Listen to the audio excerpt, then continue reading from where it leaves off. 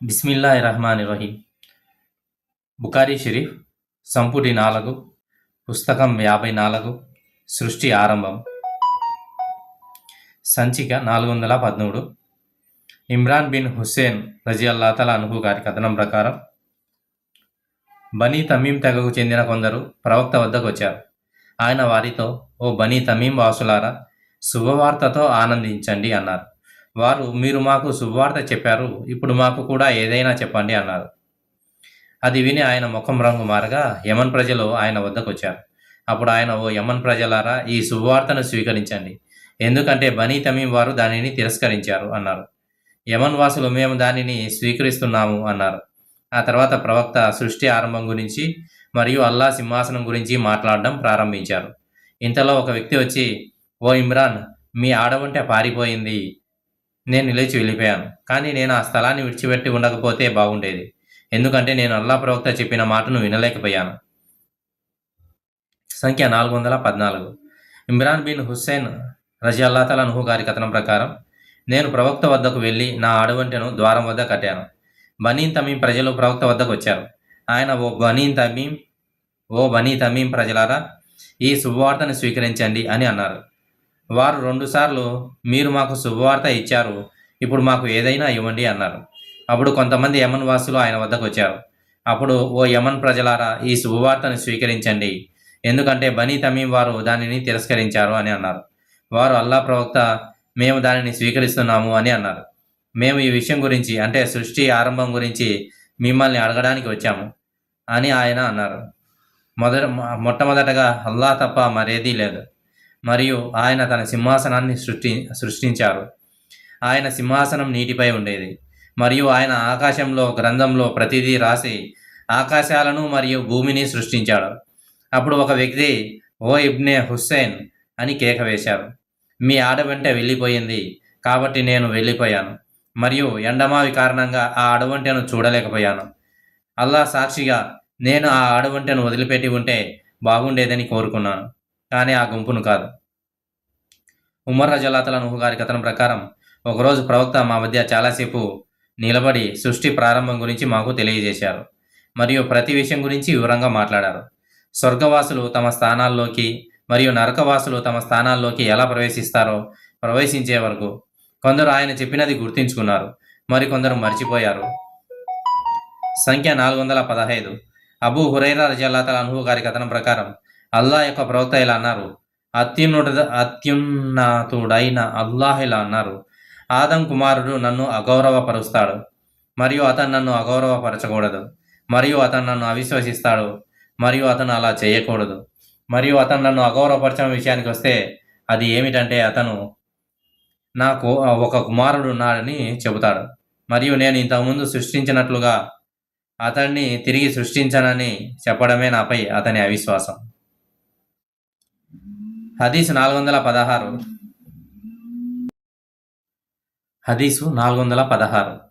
అబూ హురైరా రజియల్లాహు అన్హు గారి కథనం ప్రకారం, అల్లా ప్రవక్త సల్లల్లాహు అలైహి వసల్లం గారు ఇలా అన్నారు, అల్లా సృష్టిని పూర్తి చేసినప్పుడు ఆయన తన సింహాసనంపై తన వద్ద ఉన్న తన గ్రంథంలో ఇలా రాశాడు, నా కోపాన్ని నా కరుణ అధిగమిస్తుంది. హదీస్ 417. మొహమ్మద్ బిన్ ఇబ్రాహిం బిన్ అల్ హారిస్ రజియల్లాహు అన్హు గారి కథనం ప్రకారం, అబూ సలామా బిన్ అబ్దుర్ రెహమాన్కు ఒక భూభాగం విషయంలో కొంతమందితో వివాదం ఏర్పడింది. అందువల్ల అతను ఆయిషా రజియల్లాహు అన్హా వద్దకు వెళ్ళి ఆమెకు ఆ విషయం చెప్పాడు.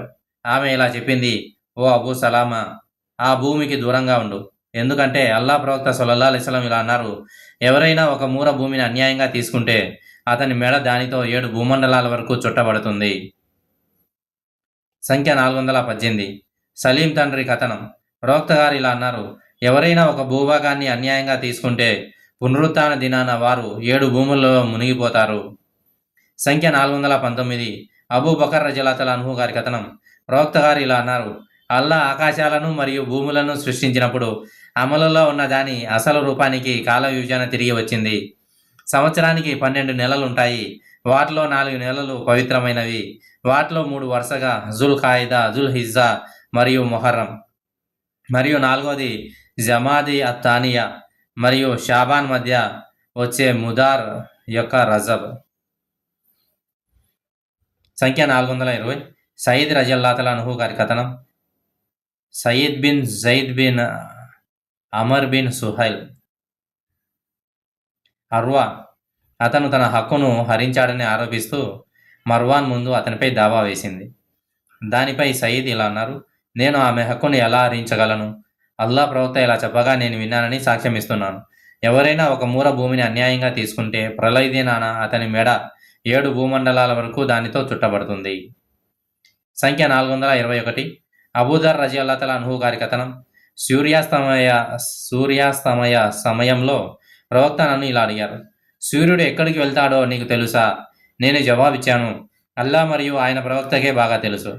ఆయన ఇలా అన్నారు, అది సింహాసనం కింద సాష్టాంగ నమస్కారం చేసి మళ్ళీ ఉదయించడానికి అనుమతి తీసుకునే వరకు వెళ్తుంది, అంటే ప్రయాణిస్తుంది, మరియు దానికి అనుమతి లభిస్తుంది. ఆ తర్వాత ఒక సమయం వస్తుంది, అది సాష్టాంగ నమస్కారం చేయబోతుంది, కానీ దాని నమస్కారం అంగీకరించబడదు. మరియు అది తన మార్గంలో ముందుకు సాగడానికి అనుమతి అడుగుతుంది, కానీ దానికి అనుమతి లభించదు. కానీ అది ఎక్కడి నుండి వచ్చిందో అక్కడికే తిరిగి వెళ్ళమని ఆజ్ఞాపించబడుతుంది. అందువల్ల అది పరమణను ఉదయిస్తుంది, మరియు అది అల్లా వాక్యానికి వ్యాఖ్యానం. మరియు సూర్యుడు ఒక నిర్ణీత కాలం వరకు తన స్థిరమైన మార్గంలో ప్రయాణిస్తాడు. అది సర్వశక్తిమంతుడు, సర్వజ్ఞుడు అయిన అల్లా యొక్క శాసనం. సూరా యాసిన్లో 38. సంఖ్య 422 అబూ హురైరా రజియల్లాహు అన్హు గారి కథనం ప్రకారం ప్రవక్త సల్లల్లాహు అలైహి వసల్లం ఇలా అన్నారు, పునరుత్థాన దినాన సూర్యచంద్రులు మడవబడతారు, వారి కాంతిని కోల్పోతారు. సంఖ్య 423 అబ్దుల్లా బిన్ ఉమర్ రజియల్లాహు అన్హు గారి కథనం ప్రకారం ప్రవక్త సల్లల్లాహు అలైహి వసల్లం ఇలా అన్నారు, ఎవరి మరణం వల్ల కానీ, భార్య అనగా జననం వల్ల కానీ సూర్యచంద్రులకు గ్రహణం పట్టదు. ఎవరి మరణం వల్ల కానీ, జననం వల్ల కానీ సూర్యచంద్రులకు గ్రహణం పట్టదు, కానీ అవి అల్లా యొక్క సూచనలలో 2 సూచనలు. కాబట్టి మీరు వాటిని, అంటే గ్రహణాన్ని చూసినట్లయితే గ్రహణ ప్రార్థన చేయండి. సంఖ్య 424 అబ్దుల్లా బిన్ అబ్బాస్ రజియల్లాహు అన్హు గారి కథనం ప్రకారం ప్రవక్త సల్లల్లాహు అలైహి వసల్లం గారు ఇలా అన్నారు, సూర్యుడు మరియు చంద్రుడు అల్లా యొక్క సంకేతాలలో 2 సంకేతాలు. అవి ఎవరి మరణం లేదా జీవితం కారణంగా గ్రహణం పట్టవు.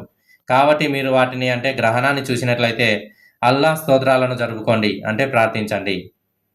సంఖ్య 425 ఆయిషా రజియల్లాహు అన్హా గారి కథనం ప్రకారం సూర్యగ్రహణం రోజున అల్లా ప్రవక్త మూత్రగ్రహణ ప్రార్థన చేయడానికి నిలబడ్డారు. ఆయన తక్బీర్ పఠించారు, పవిత్ర వచనాలను దీర్ఘంగా పఠించారు, దీర్ఘంగా నమస్కరించారు. ఆపై తన తల పైకెత్తి ఇలా అన్నారు, ఎవరైతే తన స్తోత్రాలను పంపుతారో అల్లాహ్ వారి ప్రార్థనలను వింటారు. ఆ తర్వాత ఆయన నిలబడే ఉండి మళ్ళీ దీర్ఘ పఠనాన్ని పఠించారు, కానీ అది మునుపటి కంటే క్లుప్తంగా ఉంది. దీర్ఘంగా నమస్కరించారు, రుకు చేశారు, కానీ అది ముందుటి కంటే క్లుప్తంగా ఉంది. దీర్ఘంగా రుకు చేశారు, సజ్దా చేశారు. ఆపై 2వ రకాత్ కూడా అదేవిధంగా చేశారు. అతను మొదటిది చేశారు. అతను తస్లీంతో తన ప్రార్థనను ముగించే సమయానికి సూర్యగ్రహణ సమయం ముగిసిపోయింది. అప్పుడు అతను సూర్యచంద్ర గ్రహణాలను ప్రస్తావిస్తూ ప్రజలను ఉద్దేశించి ఇలా అన్నారు, ఇవి అల్లా యొక్క సూచనలలో 2 సూచనలు, మరియు అవి ఎవరి మరణం లేదా జీవితం కారణంగా గ్రహణం పట్టవు. కాబట్టి మీరు వాటిని చూస్తే ప్రార్థన కోసం త్వరపడండి.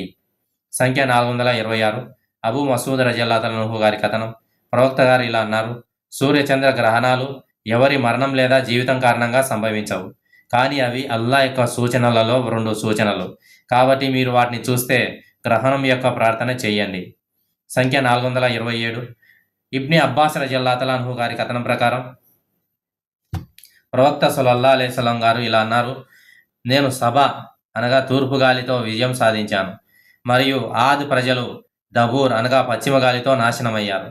సంఖ్య 428 అథా గారి కథనం ప్రకారం ఆయిషా రజియల్లాహు అన్హా గారు ఇలా అన్నారు, ఆకాశంలో ఒక మేఘాన్ని చూసినప్పుడు ప్రవక్త గారు ఆందోళనతో అటు ఇటు తిరిగేవారు, బయటకు వెళ్ళి లోపలికి వచ్చేవారు, మరియు ఆయన ముఖం రంగు మారేది. వర్షం పడితే ఆయనకు ప్రశాంతంగా అనిపించేది. కాబట్టి ఆయన యొక్క ఆ స్థితి ఆయిషాకు తెలుసు. అప్పుడు ప్రవక్త గారు ఇలా అన్నారు, నాకు తెలియదు, భయం వేస్తుంది. పవిత్ర ఖురాన్లో ఈ కింది వచనంలో ప్రస్తావించబడిన కొంతమందికి జరిగిన దానికి ఇది స్వారూప్యంగా ఉండవచ్చు. అప్పుడు వారు తమ లోయల వైపు వస్తున్న దట్టమైన మేఘాన్ని చూసినప్పుడు ఇది మాకు వర్షాన్ని తెచ్చే మేఘం అని అన్నారు. కాదు, కానీ మీరు త్వరగా రమ్మని అడుగుతున్న ఆ బాధ తీవ్రమైన బాధ ఉన్న గాలి వంటిదే. సంఖ్య 429. మాలిక్ బిన్ ససా గారి కథనం. మాలిక్ బిన్ ససా కథనం ప్రకారం ప్రవక్త సల్లల్లాహు అలైహి వసల్లం గారు ఇలా అన్నారు: నేను ఆ గృహంలో నిద్ర మరియు మెలకువ మధ్యస్థితిలో ఉన్నప్పుడు ఇద్దరు మనుషుల మధ్య పడుకొని ఉన్న నన్ను ఒక దేవదూత గుర్తించాడు. జ్ఞానం మరియు విశ్వాసంతో నిండిన ఒక బంగారు పళ్ళెం నా వద్దకు తీసుకురాబడింది. నా శరీరాన్ని గొంతు నుండి పొత్తి కడుపు కింద భాగం వరకు కోశారు. ఆ తర్వాత నా పొత్తి కడుపును జంజం నీటితో కడిగారు మరియు నా హృదయ జ్ఞానం మరియు విశ్వాసంతో నిండిపోయింది. కంచెర గాడిద కంటే చిన్నదిగా, గాడిద కంటే పెద్దదిగా ఉన్న అల్ బురాక్ అనే తెల్లని జంతువును నా వద్దకు తీసుకొచ్చారు. నేను జిబ్రాయిల్ అలైహిస్సలాంతో కలిసి బయలుదేరాను. నేను సమీపంలోని స్వర్గానికి చేరుకున్నప్పుడు జిబ్రాయిల్ స్వర్గద్వార పాలకుడితో ద్వారం తెరువు అన్నాడు. ద్వారపాలకుడు ఎవరు అని అడిగారు. అతను జిబ్రాయిల్ అలైహిస్సలాం అని చెప్పారు. మీతో ఎవరున్నారు అని ద్వారపాలకుడు అడిగారు. ముహమ్మద్ అని జిబ్రాయిల్ అలైహిస్సలాం చెప్పారు. ద్వారపాలకుడు అతన్ని పిలిచారా అని అడిగారు. జిబ్రాయిల్ అలైహిస్సలాం అవునని చెప్పారు. అప్పుడు అతనికి స్వాగతం, అతని రాక ఎంత అద్భుతమైనది అని పలకబడింది. తర్వాత నేను ఆదామును కలుసుకొని అతనికి వందనం చేశాను. అతను ఓ కుమారుడా మరియు ప్రవక్త, నీకు స్వాగతం అని అన్నారు. తర్వాత మేము రెండవ స్వర్గానికి ఆరోహణమయ్యాం.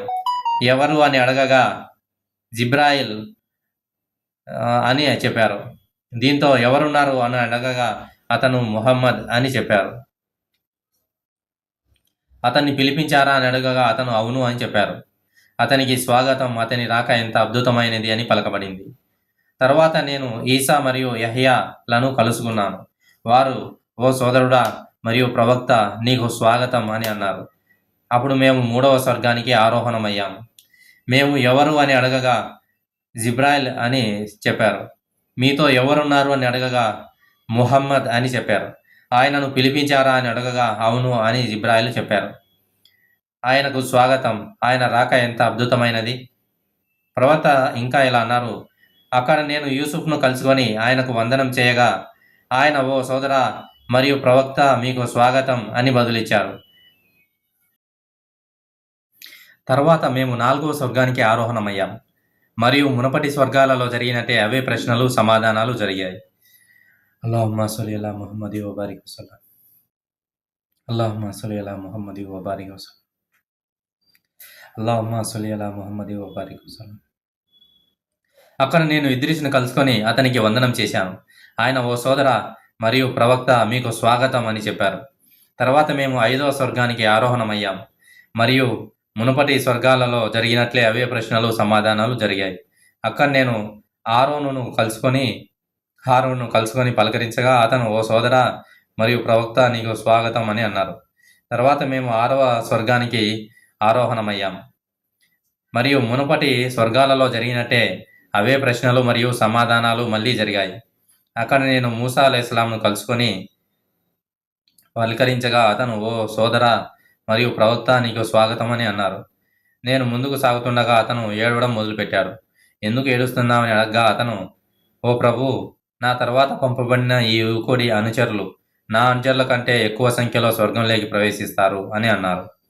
తర్వాత మేము 7వ స్వర్గానికి ఆరోహణమయ్యాము మరియు మునుపటి స్వర్గాలలో జరిగినట్లే అవే ప్రశ్నలు మరియు సమాధానాలు మళ్ళీ జరిగాయి. అక్కడ నేను ఇబ్రాహీం అలైహిస్సలాంను కలుసుకొని పలకరించగా అతను ఓ కుమారా మరియు ప్రవక్త, నీకు స్వాగతం అని అన్నారు. అప్పుడు నాకు అల్ బైతల్ మామూర్ అనగా అల్లాహ్ ఇల్లు చూపబడింది. నేను దాని గురించి జిబ్రాయిల్ అలైహిస్సలాంను అడగగా ఆయన ఇలా అన్నారు: ఇదే అల్ బైతుల్ మామూర్. ఇక్కడ ప్రతిరోజు 70,000 మంది దేవదూతలు నమాజులు చేస్తారు మరియు వారు ఒకసారి వెళ్ళిపోతే వారు ఎన్నడూ తిరిగి రారు. కానీ ప్రతిరోజు ఒక బృందం దానిలోకి వస్తూనే ఉంటుంది. ఆ తర్వాత నాకు సిద్రతుల్ ముంతహా అనగా 7వ స్వర్గంలోని ఒక చెట్టు చూపబడింది. నేను దాని ఫలాలను చూశాను. అవి హజర్ అనగా అరేబియాలోని ఒక పట్టణం యొక్క మట్టి కుండలను పోలి ఉన్నాయి మరియు దాని ఆకులు ఏనుగుల చెవుల వలె ఉన్నాయి మరియు దాని వేరు నుండి 4 నదులు ఉద్భవించాయి. వాటిలో 2 కనిపించేవి మరియు 2 కనిపించనివి. నేను ఆ నదుల గురించి జిబ్రాయిల్ అలైహిస్సలాంను అడగగా ఆయన ఇలా అన్నారు: ఆ 2 కనిపించని నదులు స్వర్గంలో ఉన్నాయి మరియు కనిపించేవి నైలు మరియు యూఫ్రటీస్ నదులు. అప్పుడు నాపై 50 నమాజులు విధింపబడ్డాయి. నేను కిందికి దిగి వచ్చి మూసా అలైహిస్సలాంను కలుసుకున్నాను. ఆయన నన్ను నువ్వు ఏమి చేశావు అని అడిగారు. నేను నాపై 50 నమాజులు విధింపబడ్డాయి అని చెప్పాను. అతను ఇలా అన్నారు, ప్రజల గురించి నీకంటే నాకే బాగా తెలుసు. ఎందుకంటే బనీ ఇస్రాయేల్ను విధేయతలోకి తీసుకురావడానికి నేను చాలా కష్టమైన అనుభవాన్ని పొందాను. నీ అనుచరులు అటువంటి బాధ్యతను సహించలేరు. కాబట్టి నీ ప్రభు వద్దకు తిరిగి వెళ్ళి నమాజుల సంఖ్యను తగ్గించమని ఆయనను వేడుకో. నేను తిరిగి వెళ్ళి అల్లాను తగ్గింపు కోసం వేడుకున్నాను. మరియు ఆయన దానిని 40కి తగ్గించారు. నేను తిరిగి వెళ్ళి మూసాను కలిశాను. మరియు అదే విధమైన చర్చ జరిగింది. ఆపై తగ్గింపు కోసం మళ్ళీ అల్లా వద్దకు వెళ్ళాను. మరియు ఆయన దానిని 30కి, తర్వాత 20కి, తర్వాత 10కి తగ్గించారు. ఆపై నేను మూసా అలైహిస్సలాం వద్దకు వచ్చాను. అతను అదే సలహాను పునరావృతం చేశారు. చివరికి అల్లాహ్ దానిని 5కు తగ్గించారు. నేను మళ్ళీ మూసా వద్దకు వచ్చినప్పుడు అతను నువ్వు ఏమి చేశావు అని అడిగారు. నేను అల్లాహ్ దానిని కేవలం 5కు మాత్రమే తగ్గించారు అని చెప్పాను. అతను అదే సలహాను పునరావృతం చేశారు. కానీ నేను అల్లాహ్ యొక్క తుది ఆజ్ఞకు లొంగిపోయానని చెప్పాను. అల్లాహ్ యొక్క ప్రవక్తను అల్లాహ్ ఇలా సంబోధించారు, నేను నా బాధ్యతను నిర్దేశించాను మరియు నా దాసులపై భారాన్ని తగ్గించాను మరియు నేను ప్రతిఫలం ఇస్తాను. ఒక మంచి పనిని 10 మంచి పనులు చేసినట్లుగా భావించడం. హదీస్ 430. అబ్దుల్లా బిన్ మసూద్ రజియల్లాహు అన్హు గారి కథనం ప్రకారం అల్లాహ్ యొక్క ప్రవక్త సత్యవంతుడు మరియు దైవ ప్రేరణ పొందినవాడు ఇలా అన్నారు, ఒక మానవుని సృష్టికి సంబంధించిన పదార్థం తల్లి గర్భంలో 40 రోజులలో రూపుదిద్దుకుంటుంది. ఆ తర్వాత అతను అంత్యకాలం పాటు చిక్కటి రక్తపు గడ్డగా మారుతాడు. ఆపై అంత్యకాలం పాటు మాంసపు ముద్దగా మారుతాడు. అప్పుడు అల్లాహ్ ఒక దేవదూతను పంపుతాడు. అతనికి 4 విషయాలు రాయమని ఆజ్ఞాపించబడింది. అతని అంటే ఆ నూతన సృష్టి యొక్క కర్మలు, అతని జీవనోపాధి, అతని మరణ తేదీ, అతని ధర్మపరంగా ధన్యుడా లేక దురదృష్టవంతుడా అతన్ని అని రాయమని అతనికి ఆజ్ఞాపించబడింది. ఆ తర్వాత అతనిలో ఆత్మ ఊదబడింది. కాబట్టి మీలో ఒక వ్యక్తి స్వర్గానికి కేవలం ఒక మూర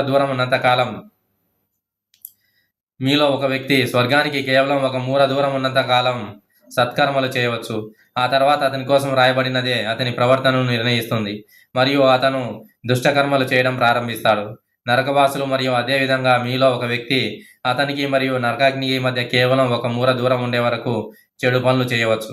ఆపై అతని కోసం రాయబడినదే అతని ప్రవర్తనను నిర్ణయిస్తుంది మరియు అతను స్వర్గవాసుల లక్షణాలను కలిగిన పనులు చేయడం ప్రారంభిస్తారు. సంఖ్య 431. అబూ హురైరా రజియల్లాహు అన్హు గారి కథనం ప్రకారం ప్రవక్త సల్లల్లాహు అలైహి వసల్లం గారు ఇలా అన్నారు, అల్లాహ్ ఒక వ్యక్తిని ప్రేమిస్తే ఆయన జిబ్రాయిల్ను పిలిచి అల్లాహ్ ఫలానా వ్యక్తిని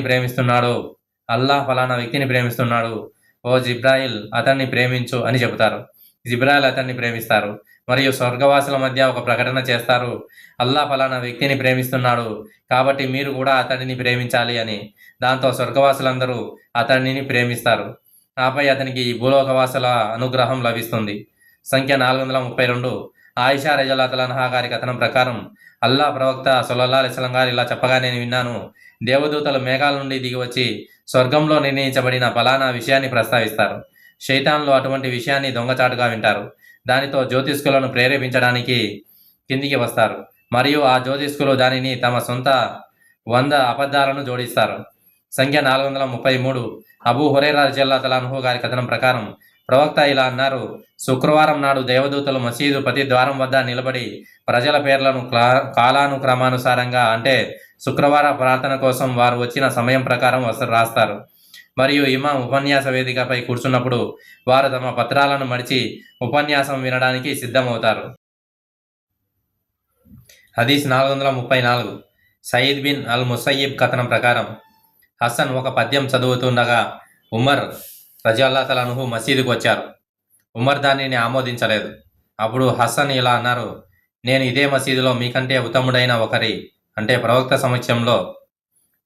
సమక్షంలో కవిత్వం చదివేవాడిని.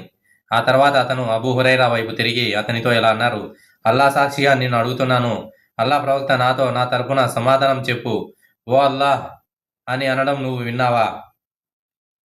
అతనికి అనగా హసన్కు పవిత్రాత్మతో మద్దతు ఇవ్వాలా? అబూ హురైరా అన్నారు, అవును. సంఖ్య 435. అల్ బరా కథనం ప్రవక్త హసన్తో ఇలా అన్నారు, వారిని అనగా అన్య మతస్థులను ఎగతాళి చేయి మరియు జిబ్రాయిల్ నీతో ఉంటాడు. సంఖ్య 436. జరీర్ కథనం ఈ విధంగా 437వ హదీసు. సంఖ్య 437. హుమైద్ బిన్ హిలాల్ రజల్లాహు గారి కథనం. అనస్ బిన్ మాలిక్ ఇలా అన్నారు, బనీ గనీం వీధిలో దుమ్ము మేఘంపైకి లేస్తున్నట్లు నేను చూసినట్లే మూసా అలైహిస్సలాం జోడించారు. అది జిబ్రాయిల్ ఊరేగింపు వలన కలిగింది. సంఖ్య 438. వివరణ. ఆయిషా రజల్లాహు అన్హా అల్ హారిస్ బిన్ హిషాం ప్రవక్తను ఇలా అడిగారు, మీకు దైవ ప్రేరణ ఎలా కలుగుతుంది? ఆయన ఇలా సమాధానమిచ్చారు, ఈ అన్ని విధాలుగా కొన్నిసార్లు దైవదూత గంట మోగిన శబ్దం వంటి స్వరంతో నా వద్దకు వస్తాడు, మరియు ఆ స్థితి నన్ను విడిచిపెట్టినప్పుడు దేవదూత చెప్పినది నాకు గుర్తుకు వస్తుంది, మరియు ఈ రకమైన దేవ ప్రేరణ నాకు అత్యంత కఠినమైనది. మరియు కొన్నిసార్లు దేవదూత ఒక మనిషి రూపంలో నా వద్దకు వచ్చి నాతో మాట్లాడుతాడు, మరియు అతను చెప్పేది నేను అర్థం చేసుకొని గుర్తుంచుకుంటాను. సంఖ్య 439. అబూ హురైరా రజల్లాహు అన్హు గారి కథనం. ప్రవక్త గారు ఇలా చెప్పగా నేను విన్నాను, ఎవరైతే అల్లా మార్గంలో ఒక జత వస్తువులను ఖర్చు చేస్తారో వారిని స్వర్గధార పాలకులు పిలిచి ఓ పలానా రా అని అంటారు. అబూ బకర్ రజల్లాహు అన్హు గారు అన్నారు, అటువంటి వ్యక్తి ఎన్నటికీ నశించడు లేదా దుఃఖింపబడడు. ప్రవక్త గారు అన్నారు, నువ్వు అలాంటి వారిలో ఉంటావని నేను ఆశిస్తున్నాను. సంఖ్య 440. అబూ సలామా రజల్లాహు అన్హు గారి కథనం ప్రకారం ఆయిషా గారు ఇలా అన్నారు, ప్రవక్త గారు ఆమెతో ఇలా అన్నారు, ఓ ఆయిషా, ఇతను జిబ్రాయిల్ మరియు ఇతను నీకు తన శుభాకాంక్షలు పంపుతున్నారు. ఆయిషా రజల్లాహు అన్హా గారు అన్నారు, అతనికి శుభాకాంక్షలు మరియు అతనిపై అల్లా యొక్క కరుణ మరియు ఆశీస్సులు ఉండుగాక. మరియు ప్రవక్త గారిని ఉద్దేశించి ఆమె ఇలా అన్నారు, నేను చూడలేనిది మీరు చూస్తున్నారు. హదీస్ 441. ఇబ్ని అబ్బాస్ రజల్లాహు అన్హు గారి కథనం ప్రకారం అల్లా ప్రవక్త జిబ్రాయిల్ అలైహిస్సలాంను ఇలా అడిగారు, మీరు మమ్మల్ని ఇంతకంటే తరచుగా ఎందుకు సందర్శించరు? అప్పుడు ఈ విషయమై ఈ కింది పవిత్ర వచనం అవతరించింది, మరియు మేము దేవదూతలు మీ ప్రభు ఆజ్ఞ ప్రకారమే తప్ప అవతరించము. మా ముందు ఉన్నది, మా వెనుక ఉన్నది మరియు ఆ రెండింటి మధ్య ఉన్నది ఆయనకే చెందుతుంది, మరియు మీ ప్రభు ఎన్నడూ మర్చిపోడు. హదీస్ 442. ఇబ్ని అబ్బాస్ రజల్లాహు అన్హు గారి కథనం ప్రకారం అల్లా ప్రవక్త ఇలా అన్నారు, జిబ్రాయిల్ అలైహిస్సలాం నాకు ఖురాన్ను ఒక పద్ధతిలో అంటే ఒక మాండలికంలో చదివి వినిపించారు, మరియు అతను దానిని 7 విభిన్న పద్ధతులలో చదివే వరకు నేను అతనిని వేరువేరు పద్ధతుల్లో చదువమని అడుగుతూనే ఉన్నాను. హదీస్ 443. ఇబ్ని అబ్బాస్ రజల్లాహు అన్హు గారి కథనం. అల్లా ప్రవక్త ప్రజలందరిలో కల్లా అత్యంత ఉదార స్వభావులు, మరియు రంజాన్ మాసంలో జిబ్రాయిల్ ఆయనను కలిసినప్పుడు ఆయన మరింత ఉదారంగా ఉండేవారు. రంజాన్ మాసంలో ప్రతి రాత్రి జిబ్రాయిల్ ఆయనను కలిసి పవిత్ర ఖురాన్ను శ్రద్ధగా అధ్యయనం చేసేవారు. జిబ్రాయిల్ను కలిసినప్పుడు అల్లా ప్రవక్త వేగవంతమైన గాలి కంటే ఎక్కువగా ఉదారంగా ఉండేవారు. హదీస్ 444. ఇబ్నే షిహాబ్ రజల్లాహు అన్హు గారి కథనం.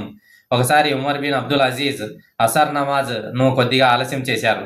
అప్పుడు ఉర్వా రజల్లాహు అన్హు ఆయనతో జిబ్రాయిల్ అలైహిస్సలాం అవతరించి ప్రవక్త గారి ముందు నమాజ్కు నాయకత్వం వహించారు అని అన్నారు. దానికి ఉమర్ రజల్లాహు అన్హు, ఓ ఉర్వా, నువ్వు చెప్పేదాని గురించి జాగ్రత్తగా ఉండు అని అన్నారు. ఉర్వా రజల్లాహు అన్హు బషీర్ బిన్ అబీ మసూద్ ఇబ్నే మసూద్ నుండి ఉల్లేఖించగా నేను విన్నాను, ఇబ్నే మసూద్ అల్లా ప్రవక్త సల్లల్లాహు అలైహి వసల్లం ఇలా చెప్పగా విన్నారు, జిబ్రాయిల్ అలైహిస్సలాం అవతరించి నాకు నమాజ్ చేయించారు. ఆ తర్వాత అతనితో కలిసి నమాజ్ చేశాను. ఆ తర్వాత అతనితో కలిసి మళ్ళీ నమాజ్ చేశాను. ఆ తర్వాత అతనితో కలిసి మళ్ళీ నమాజ్ చేశాను. ఆ తర్వాత అతనితో కలిసి వేళ్లతో లెక్క పెడుతూ 5 నమాజులు చేశాను. సంఖ్య 445. అబూజర్ రజల్లాహు అన్హు గారి ఉల్లేఖనం. ప్రవక్త సల్లల్లాహు అలైహి వసల్లం గారు ఇలా అన్నారు, జిబ్రాయిల్ అలైహిస్సలాం నాతో ఇలా అన్నారు, నీ అనుచరులలో ఎవరైతే అల్లాను తప్ప ఇతరులను ఆరాధించకుండా మరణిస్తారో వారు స్వర్గంలోకి ప్రవేశిస్తారు లేదా నరకాగ్నిలో ప్రవేశించరు. ప్రవక్త సల్లల్లాహు అలైహి వసల్లం అడిగారు, అతను అక్రమ సంభోగం లేదా దొంగతనం చేసినప్పటికీ అతను జవాబిచ్చారు, అయినప్పటికీ. హదీస్ 446. అబూ హురైరా రజల్లాహు అన్హు గారి కథనం ప్రకారం ప్రవక్త సల్లల్లాహు అలైహి వసల్లం గారు ఇలా అన్నారు, దేవదూతలు ఒకరి తర్వాత ఒకరు స్వర్గం నుండి దిగి వస్తూ తిరిగి స్వర్గానికి ఎక్కుతూ ఉంటారు. కొందరు రాత్రిపూట, మరికొందరు పగటిపూట ఇలా చేస్తారు. వారందరూ ఫజ్ర్ మరియు అసర్ నమాజుల సమయంలో ఒక చేట సమావేశమవుతారు. అప్పుడు మీతో రాత్రంతా గడిపిన వారు అల్లాహ్ వద్దకు ఎక్కుతారు. ఆయన వారిని మరియు ఆ జవాబు వారికంటే ఆయనకే బాగా తెలుసు.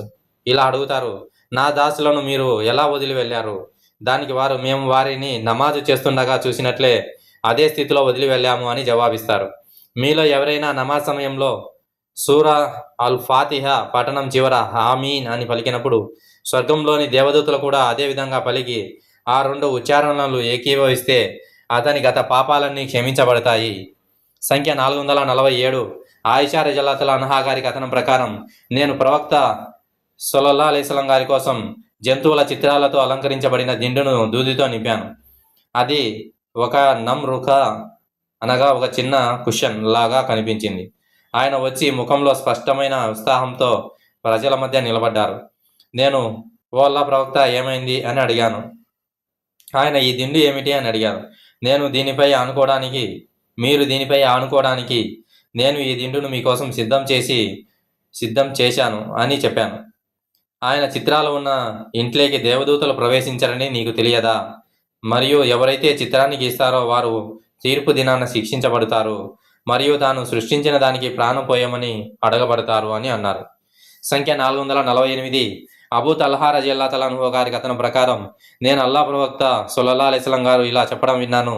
ఎక్కడైతే కుక్క కానీ ఏదైనా ప్రాణి యొక్క చిత్రం కానీ ఉంటుందో ఆ ఇంటిలోకి కరుణామయ దేవదూతలు ప్రవేశించరు. సంఖ్య 449. బూస్ర్ బిన్ సయీద్ రజియల్లాహు అన్హు గారి కథనం ప్రకారం ప్రవక్త గారి భార్య అయిన మైమునా గారి ఇంట్లో పెరిగిన సయీద్ బిన్ ఉబైదుల్లా అల్ కౌలానీ సమక్షంలో జైద్ బిన్ ఖాలిద్ అల్ జుహానీ ఆయనకు ఒక విషయాన్ని వివరించారు. జైద్ వారికి ఇలా వివరించారు. అబూ తల్హా గారు చెప్పినట్లుగా ప్రవక్త గారు ఇలా అన్నారు, ఏదైతే చిత్రం ఉంటుందో ఆ ఇంటిలోనికి కరుణామయ దేవదూతలు ప్రవేశించరు. బుస్రి ఇలా అన్నారు. తర్వాత జైద్ బిన్ ఖాలిద్ అనారోగ్యానికి గురయ్యారు మరియు మేము ఆయనను చూడడానికి వెళ్ళాము. మా ఆశ్చర్యానికి మేము ఆయన ఇంట్లో చిత్రాలతో అలంకరించబడిన ఒక తెరను చూశాము.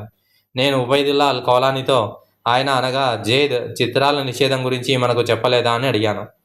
ఆయన కానీ వస్త్రాలపై ఉన్న ఎంబ్రాయిడరీ మినహాయింపు ఇచ్చారు అని అన్నారు. అతను చెప్పింది నీకు వినపడలేదా? నేను లేదు అన్నాను. అతను అవును విన్నాడు అన్నారు. సంఖ్య 450. సలీం తండ్రి కథనం. ఒకసారి జిబ్రాయిల్ అలైహిస్సలాం ప్రవక్తకు ఆయన్ని సందర్శిస్తానని వాగ్దానం చేశారు. కానీ జిబ్రాయిల్ అలైహిస్సలాం రాలేదు. ఆ తర్వాత అతను మేము దేవదూతలం చిత్రం లేదా కుక్క ఉన్న ఇంట్లోనికి ప్రవేశించామని అన్నారు.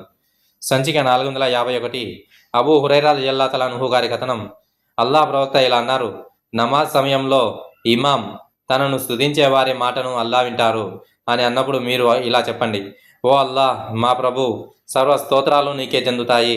ఎందుకంటే మీలో ఎవరి మాట అయినా దేవదూతల మాటతో ఏకీభవిస్తే అతని గత పాపాలు క్షమించబడతాయి. సంఖ్య 452. అబూ హురైరా రలియల్లాహు అన్హు గారి కథనం ప్రకారం ప్రవక్త సల్లల్లాహు అలైహి వసల్లం గారు ఇలా అన్నారు, మీలో ఎవరైనా నమాజ్ కోసం వేచి ఉన్నంతసేపు అతను నిజంగా నమాజ్ చేస్తున్నట్లే పరిగణించబడతారు. మరియు దేవదూతలు ఓ అల్లా ఇతనిపై కరుణించు మరియు క్షమించు అని చెబుతూనే ఉంటారు మరియు అలా చెబుతూనే ఉంటారు.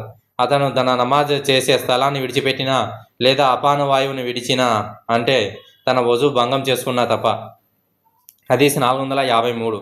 యాలీ రజియల్లాహు అన్హు గారి కథనం ప్రకారం ప్రవక్త సల్లల్లాహు అలైహి వసల్లం గారు ఉపన్యాస వేదికపై ఈ కింది ఆయతులను పఠిస్తుండగా నేను విన్నాను. వారు ఇలా పిలుస్తారు, ఓ మాలి. మరియు సుఫియాన్ రజియల్లాహు అన్హు ఇలా అన్నారు. అబ్దుల్లా రజియల్లాహు అన్హు దీనిని ఇలా పఠించారు. వారు ఇలా పిలుస్తారు, ఓ మాలి.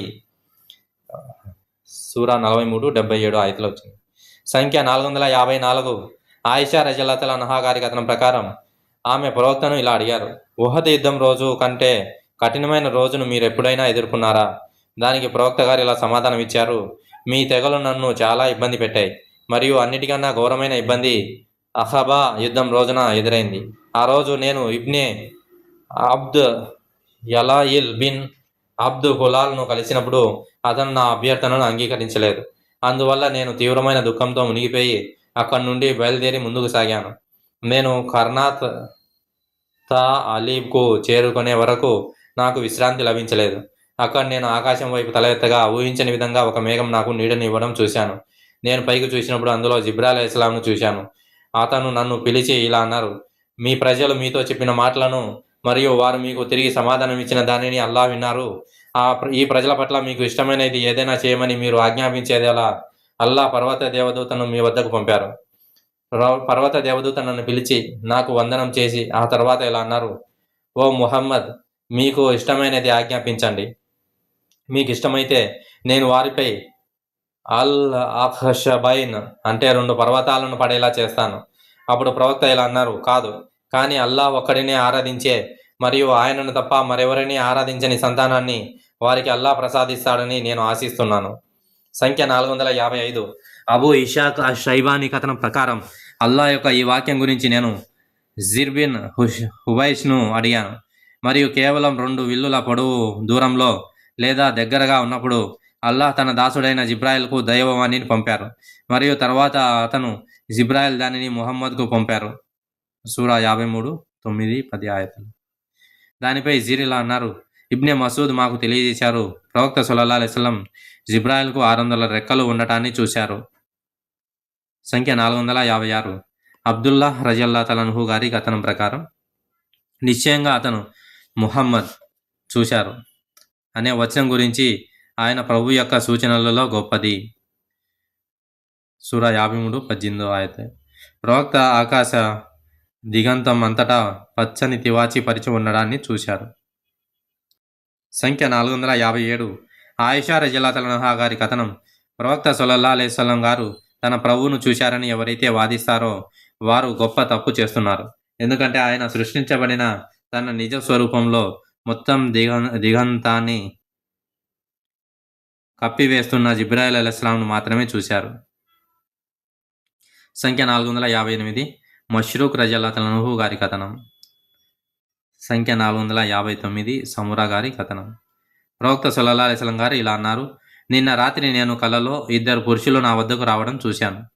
వారిలో ఒకరు ఇలా అన్నారు, అగ్నిని రాజేసేవాడు మాలిక్, నరక అగ్నికి ద్వారపాలకుడు, మరియు నేను జిబ్రాయిల్, మరియు ఇతను. సంఖ్య 460. అబూ హురైరా గారి కథనం.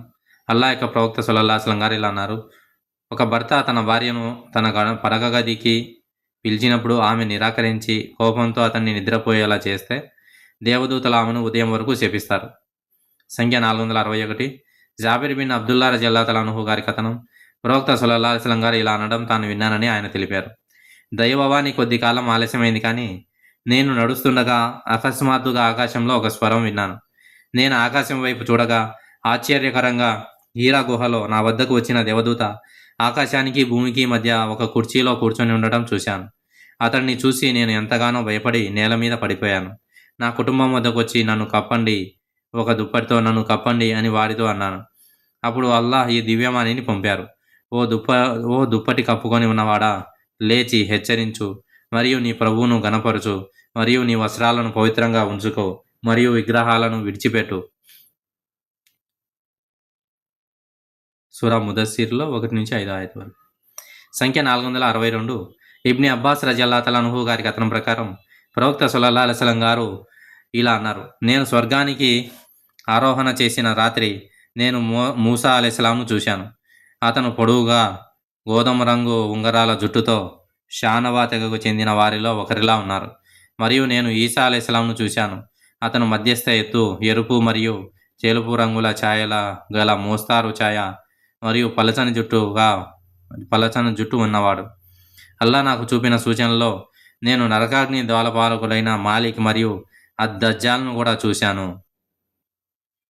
అప్పుడు ప్రవక్త ఈ పవిత్ర వాక్యాన్ని పఠించారు, కాబట్టి మీరు అతనిని కలుస్తారనే విషయంలో సందేహపడకండి. మీరు ఆ రాత్రి మూసా అలైహిస్సలాంను కలిసినప్పుడు ఆకాశాల మీద మిరాజ్. సూరా 32-23 ఆయత్. హదీస్ 463. అబ్దుల్లా బిన్ ఉమర్ రజల్లాహు అన్హు గారి కథనం ప్రకారం అల్లాహ్ ప్రవక్త సల్లల్లాహు అలైహి వసల్లం గారు ఇలా అన్నారు, మీలో ఎవరైనా మరణించినప్పుడు అతనికి ఉదయం మరియు సాయంత్రం అతని గమ్యం చూపబడుతుంది. అతను స్వర్గవాసులైతే అతనికి స్వర్గంలో అతనికి స్థానం చూపబడుతుంది, మరియు అతను నరకవాసులైతే అతనికి నరకంలో అతని స్థానం చూపబడుతుంది.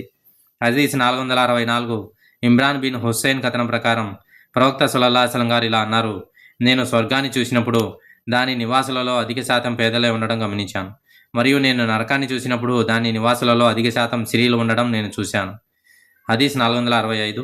అబూ హురైరా రజల్లాహు తఆలా అన్హు గారి కథనం ప్రకారం మేము ప్రవక్త సల్లల్లాహు అలైహి వసల్లం గారి సమక్షంలో ఉన్నప్పుడు ఆయన ఇలా అన్నారు, నేను నిద్రిస్తున్నప్పుడు నన్ను నేను స్వర్గంలో చూసుకున్నాను. అక్కడ ఒక భవనం పక్కన ఒక స్త్రీ వజూ చేసుకోవడం చూశాను. నేను ఈ భవనం ఎవరిది అని అడిగాను. వారు ఉమర్ బిన్ ఖత్తాబ్ది అని చెప్పారు. అప్పుడు నాకు స్త్రీల పట్ల ఉమర్కున్న గైర విముఖత గుర్తుకొచ్చింది. అందువల్ల నేను వెంటనే ఆ భవనం నుండి వెళ్ళిపోయాను.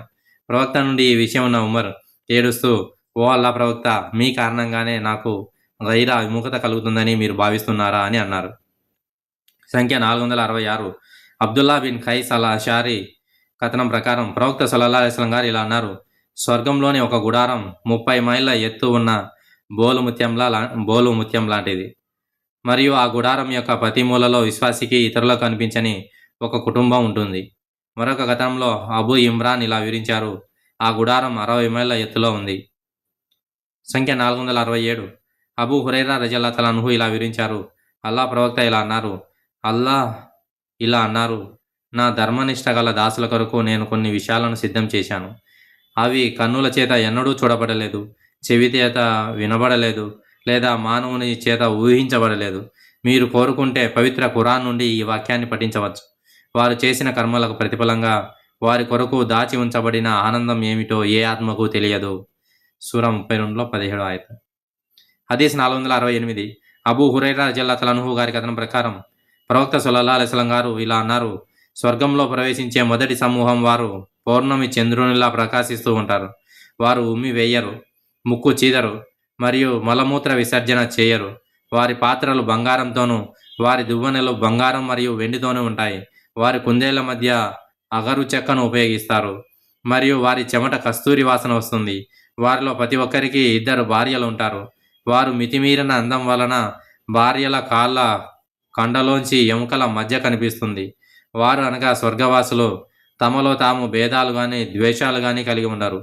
వారి హృదయాలు ఒకే హృదయంలా ఉంటాయి మరియు వారు ఉదయం సాయంత్రం అల్లాను కీర్తిస్తూ ఉంటారు. హదీస్ 469. అబూ హురైరా రజల్లాహు అన్హు గారి కథనం ప్రకారం అల్లాహ్ ప్రవక్త సల్లల్లాహు అలైహి వసల్లం ఇలా అన్నారు: స్వర్గంలో ప్రవేశించే మొదటి బృందం పౌర్ణమి చంద్రునిలా ప్రకాశిస్తూ ఉంటారు.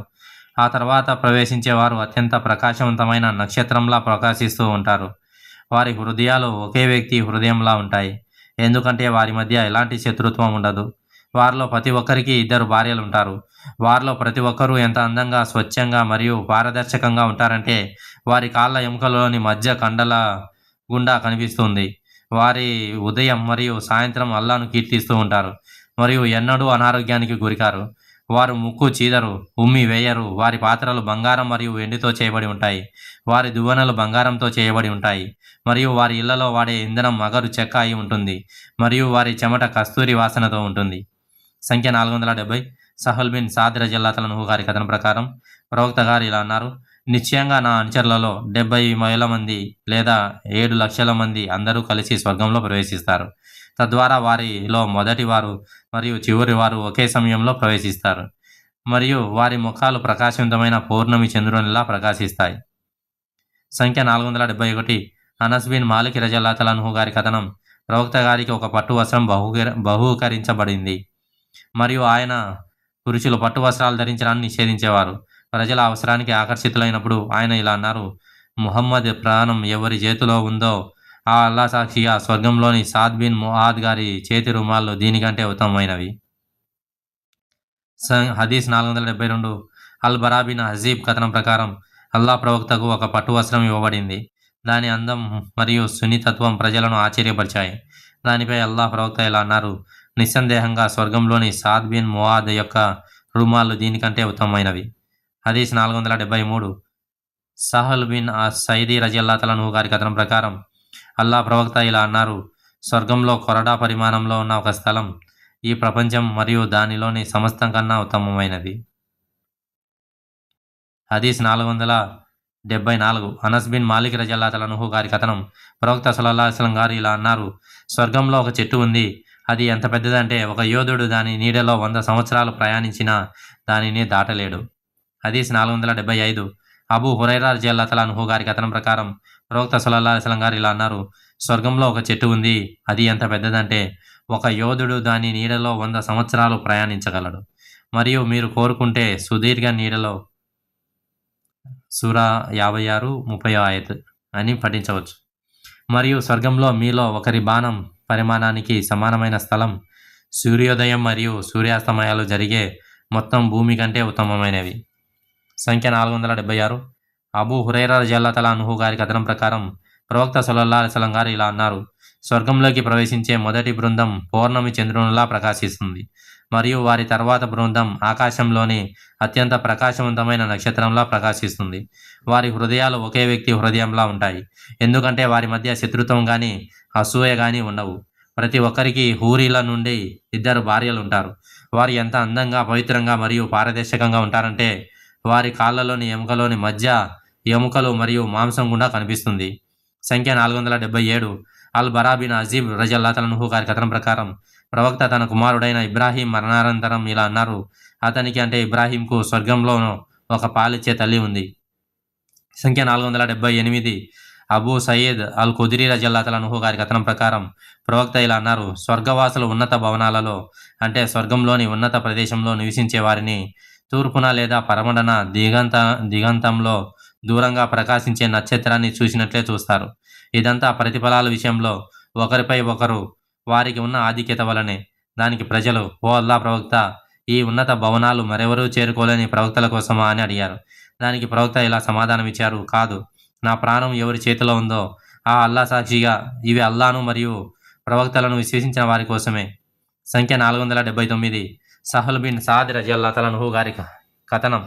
ప్రవక్త సల్లల్లాహు అలైహి వసల్లం గారు ఇలా అన్నారు: స్వర్గానికి 8 ద్వారాలున్నాయి. వాటిలోని ఒక దానిని అర్ రయ్యాన్ అని పిలుస్తారు. దాని గుండా ఉపవాసం పాటించేవారు తప్ప మరెవరూ ప్రవేశించరు. ప్రవక్త సల్లల్లాహు అలైహి వసల్లం ఇంకా ఇలా అన్నారు: ఒక వ్యక్తి అల్లా మార్గం కోసం 2 వేర్వేరు రకాల సంపదలను ఖర్చు చేస్తే అతడు స్వర్గదారాల నుండి పిలువబడతారు. సంఖ్య 480. అబూదర్ రజియల్లాహు అన్హు గారి కథనం. ప్రవక్త సల్లల్లాహు అలైహి వసల్లం ఒక ప్రయాణంలో ఉన్నప్పుడు జొహర్ నమాజ్ చేసే విషయంలో ఇలా అన్నారు: వాతావరణం చల్లబడే వరకు వేచి ఉండండి. కొండల నీడ విస్తరించే వరకు ఆయన మళ్ళీ అదే విధంగా అన్నారు. అప్పుడు ఆయన ఇలా అన్నారు: వాతావరణం చల్లబడే వరకు జొహర్ నమాజ్ను ఆలస్యం చేయండి, ఎందుకంటే ఈ తీవ్రమైన వేడి నరకాగ్ని యొక్క వేడి పెరగడం వల్ల వస్తుంది. సంఖ్య 481. అబూ సాద్ రజియల్లాహు అన్హు గారి కథనం. ప్రవక్త ఇలా అన్నారు: వాతావరణం చల్లబడే వరకు జొహర్ నమాజ్ను ఆలస్యం చేయండి, ఎందుకంటే. సంఖ్య 482. అబూ హురైరా రజియల్లాహు అన్హు గారి కథనం. అల్లా యొక్క ప్రవక్త ఇలా అన్నారు: నరకాగ్ని తన ప్రభువుతో ఇలా మొరపెట్టుకుంది: ఓ నా ప్రభు, నాలోని వివిధ భాగాలు ఒకదానికొకటి తినివేస్తున్నాయి, కాబట్టి ఆయన దానికోసం 2 సార్లు శ్వాస తీసుకోవడానికి అనుమతించారు. ఒకటి శీతాకాలంలో, మరొకటి వేసవిలో. మీరు వాతావరణంలో చూసే తీవ్రమైన వేడికి మరియు గడ్డ కట్టించే చలికి ఇదే కారణం.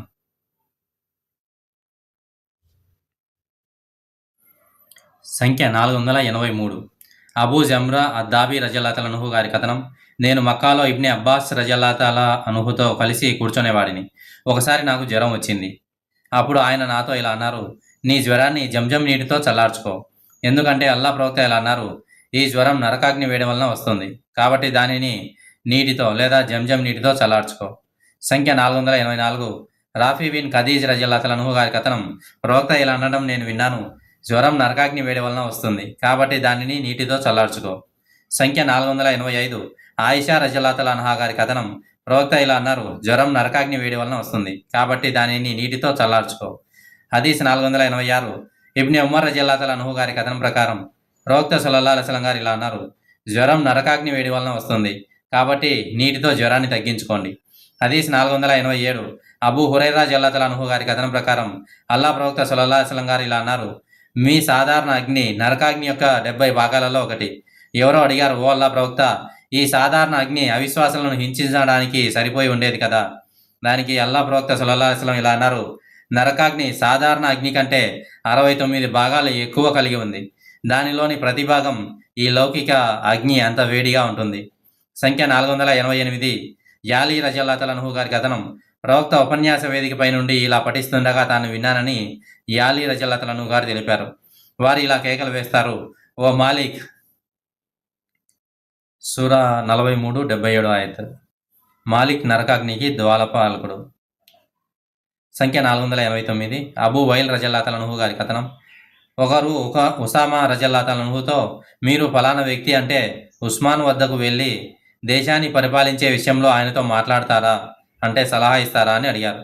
దానికి ఆయన, చూడండి, నేను ఆయనతో మాట్లాడను.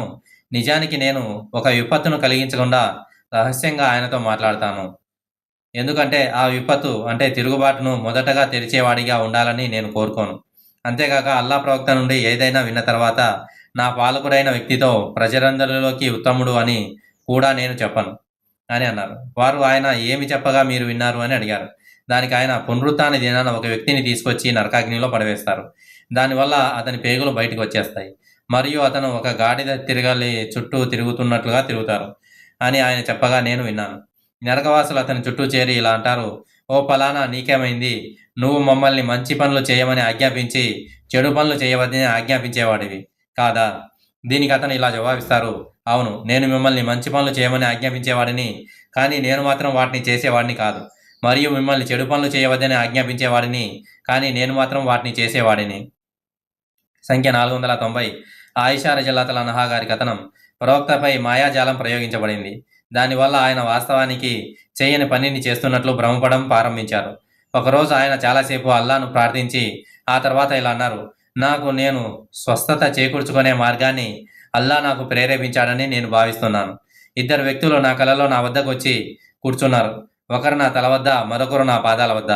ఒకరిలో ఒకడు మరొకడిని, ఈ మనిషికి ఏమైంది అని అడిగారు. దానికి రెండోవాడు అతనిపై మాయ చేయబడింది అని జవాబిచ్చారు. మొదటివారు అతనిపై ఎవరు మాయ చేశారు అని అడిగారు. దానికి రెండోవాడు లుబైద్ బిన్ అల్ అసం అని జవాబిచ్చారు. మొదటివారు అతను ఏ వస్తువును ఉపయోగించారు అని అడిగారు.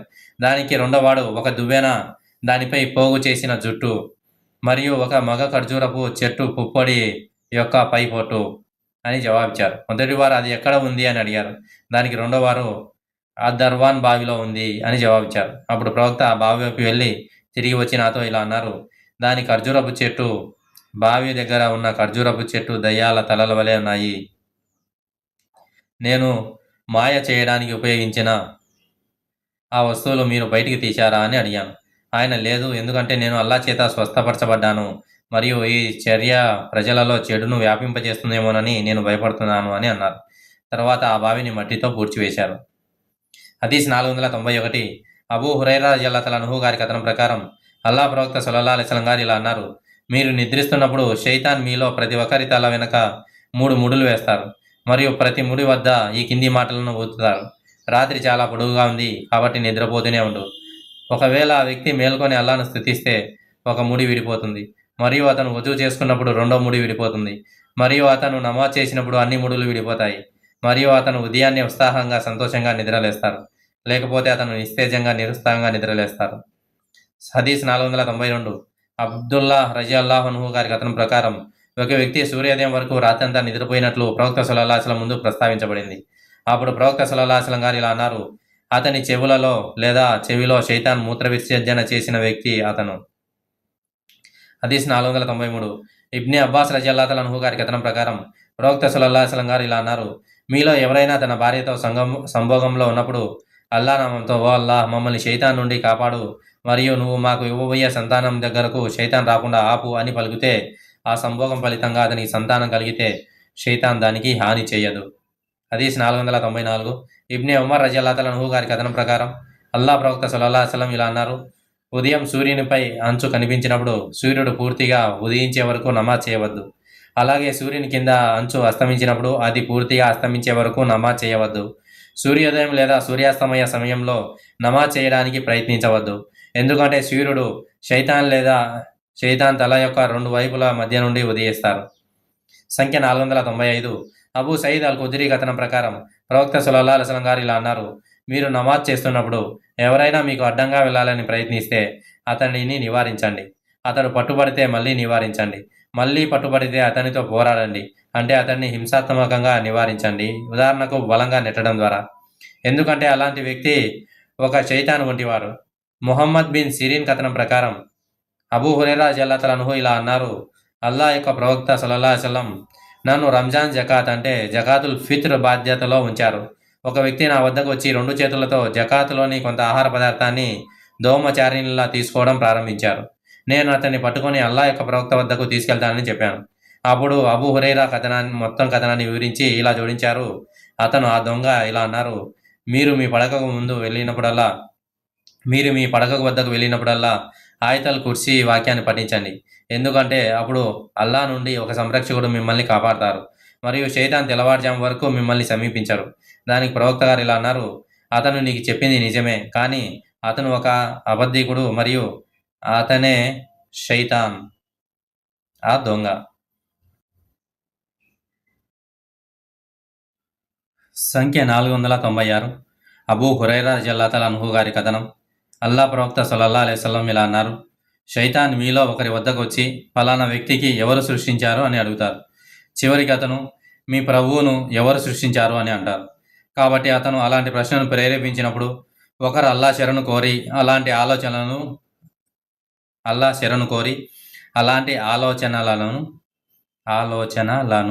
విడిచిపెట్టాలి. హదీస్ 497. అబూ హురైరా రజియల్లాహు అన్హు గారి కథనం ప్రకారం అల్లా ప్రవక్త సల్లల్లాహు అలైహి వసల్లం ఇలా అన్నారు: రంజాన్ మాసం వచ్చినప్పుడు స్వర్గద్వారాలు తెరవబడతాయి మరియు నరక ద్వారాలు మూసివేయబడతాయి మరియు శైతానులకు సంకెళ్ళు వేయబడతాయి.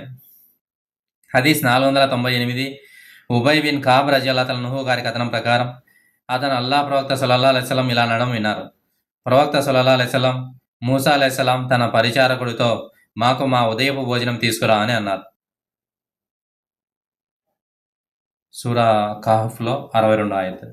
అతను ఇలా అన్నారు: మనం ఆ బండరాయి వద్దకు వెళ్ళినప్పుడల్లా, నీకు గుర్తుందా, నేను నిజంగా ఆ చేపను మర్చిపోయాను మరియు షైతాన్ తప్ప మరెవరూ దానిని గుర్తించుకోకుండా నన్ను మర్చిపోయేలా చేయలేదు. సూరా కహఫ్ 63 ఆయత్. అల్లా వెళ్ళమని ఆజ్ఞాపించిన స్థలాన్ని దాటే వరకు మూసాకు అలసట అనిపించలేదు. సంఖ్య 499. అబ్దుల్లా బిన్ ఉమర్ రజియల్లాహు అన్హు గారి కథనం ప్రకారం అల్లా ప్రవక్త తూర్పు వైపు చూపిస్తూ ఇలా అనడం నేను చూశాను: చూడండి, ఇక్కడ నుండి కష్టాలు తప్పక వస్తాయి. షైతాన్ తల యొక్క ఒక భాగం కనిపించే చోటు నుండి కష్టాలు తప్పకుండా వస్తాయి. సంఖ్య 500. జాబిర్ రజియల్లాహు అన్హు గారి కథనం ప్రకారం ప్రవక్త సల్లల్లాహు అలైహి వసల్లం గారు ఇలా అన్నారు: రాత్రి అయినప్పుడు మీ పిల్లలను మీకు దగ్గరగా ఉంచుకోండి, ఎందుకంటే అప్పుడు షైతాన్ వ్యాపిస్తాడు. 1 గంట తర్వాత మీరు వారిని స్వేచ్ఛగా వదిలివేయవచ్చు మరియు రాత్రిపూట మీ ఇంటి ద్వారాలను మూసివేయండి మరియు అప్పుడు అల్లా నామాన్ని స్మరించండి మరియు మీ పాత్రలను కప్పండి మరియు అప్పుడు అల్లా నామాన్ని స్మరించండి మరియు మీ పాత్రలను కప్పడానికి మీ వద్ద ఏమీ లేకపోతే మీరు దానిపై ఏదైనా, ఉదాహరణకు ఒక చెక్క ముక్కని మొదలైనవి ఉంచవచ్చు. సంఖ్య 501. సఫియా బిన్త్ హుయాయ్ కథనం ప్రకారం అల్లా యొక్క ప్రవక్త సల్లల్లాహు అలైహి వసల్లం ఎతికాఫ్లో ఉన్నప్పుడు నేను రాత్రిపూట ఆయనను దర్శించాను మరియు ఆయనతో మాట్లాడిన తర్వాత నేను బయలుదేరడానికి లేచాను. నాతో పాటు నా నివాసానికి రావడానికి అతను కూడా లేచారు. అది అప్పుడు ఒసామా బిన్ జైద్ ఇంట్లో ఉండేది. 2 అన్సారీ పురుషులు అటుగా వెళుతూ ప్రవక్తను చూడగానే తొందరగా వెళ్ళిపోయారు. ప్రవక్త వారితో ఇలా అన్నారు: తొందరపడకండి, ఆమె హుయాయ్ కుమార్తె సఫియా, అంటే నా భార్య అని వారు అన్నారు. అల్లాకు మహిమ కలుగాక, ఓ అల్లా ప్రవక్త, మిమ్మల్ని అవమానించడానికి మాకెంత ధైర్యం. ఆయన అన్నారు: మానవ మనస్సులో రక్తం ఎలా ప్రవహిస్తుందో అలాగే షైతాన్ కూడా ప్రవహిస్తాడు. షైతాన్ మీ హృదయాలలో ఏదైనా చెడు ఆలోచనను లేదా మరేదైనా ప్రవేశపెడతానేమోనని నేను భయపడ్డాను. సంఖ్య 502. సులైమాన్ బిన్ సుర్ద్ రజియల్లాహు అన్హు గారి కథనం ప్రకారం నేను ప్రవక్త సల్లల్లాహు అలైహి వసల్లం సమక్షంలో కూర్చుని ఉండగా 2 వ్యక్తులు ఒకరినొకరు దూషించుకున్నారు. వారిలో ఒకరి ముఖం కోపంతో ఎర్రబడింది మరియు అతని మెడలోని నరాలు ఉబ్బిపోయాయి, అంటే అతనికి తీవ్రమైన కోపం వచ్చింది. అప్పుడు ప్రవక్త సల్లల్లాహు అలైహి వసల్లం గారు ఇలా అన్నారు: నాకు ఒక మాట తెలుసు, అతను ఆ మాటను పలికితే అతని కోపం చల్లారిపోతుంది. అతను ఇలా పలికితే, నేను షైతాన్ నుండి అల్లా శరణు కోరుతున్నాను, అప్పుడు అతని కోపం అంతా తొలగిపోతుంది. అప్పుడు ఒక వ్యక్తి అతనితో, ప్రవక్త సల్లల్లాహు అలైహి వసల్లం షైతాన్ నుండి అల్లా శరణు కోరు అని అన్నారు. ఆ కోపంతో ఉన్న వ్యక్తి, నాకు పిచ్చి పట్టిందా అని అన్నాడు. హదీస్ 503. ఇబ్ని అబ్బాస్ రజియల్లాహు అన్హు గారి కథనం ప్రకారం ప్రవక్త సల్లల్లాహు అలైహి వసల్లం గారు ఇలా అన్నారు: మీలో ఎవరైనా తన భార్యతో సంభోగించినప్పుడు, ఓ అల్లాహ్, నన్ను షైతాన్ నుండి కాపాడు మరియు నువ్వు నాకు ఇవ్వబోయే సంతానం దగ్గరకు షైతాన్ రాకుండా నిరోధించు అని ప్రార్థిస్తే, మరియు ఒకవేళ ఆ స్త్రీ గర్భం దాల్చినట్లయితే షైతాన్ దానికి హాని చేయదు లేదా దానిపై అధికారాన్ని పొందదు. హదీస్ 504.